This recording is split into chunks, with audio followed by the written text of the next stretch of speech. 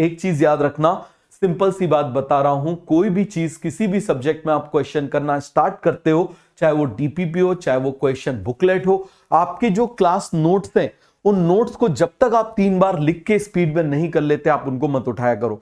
आप करके देखो, मैं आपको बोल रहा हूं अभी भी आपके पास टाइम है। और एक्चुअल तरीका जो सिलेक्ट होने का वो ये है कि आप अपना 12th इतना भयंकर स्ट्रांग कर लो, इतना ज्यादा स्ट्रांग कर लो कि जब 12th खत्म हो तो आपको केवल 11th करना हो।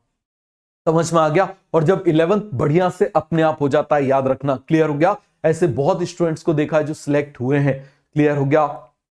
सभी को ये बात समझ में आ गई? तो ये आपको खुद डिसाइड करना है कि आपका क्या कैलिबर है, आप कहां स्टैंड कर रहे हो, उस हिसाब से आपको क्या स्ट्रेटजीज बनानी है। आप यदि आज कहीं पर भी हो, याद रखना आप आगे तक पहुंच सकते हो। समझ में आ गया? याद रखना, किसी भी चीज की वजह से यदि आप अपनी रेगुलर क्लासेस मिस कर रहे हो तो आपका सिलेक्शन 100% कंप्रोमाइज हो जाएगा। याद रखना, regular class regular test regular class regular test, ये वो चीज है जो आपको आपके मंजिल तक पहुंचाएगी। याद रखना, बाकी तुम कितनी हजारों स्ट्रैटेजीज देख लो, कितना तुम मोटिवेशन देख लो, कोई फर्क पड़ेगा नहीं।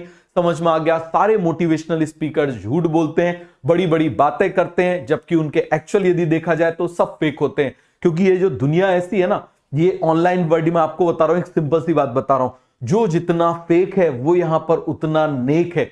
क्लियर हो गया? आप समझना, रील आजकल रियल जो चीज है वो रियल वर्ल्ड में चलती ही नहीं है।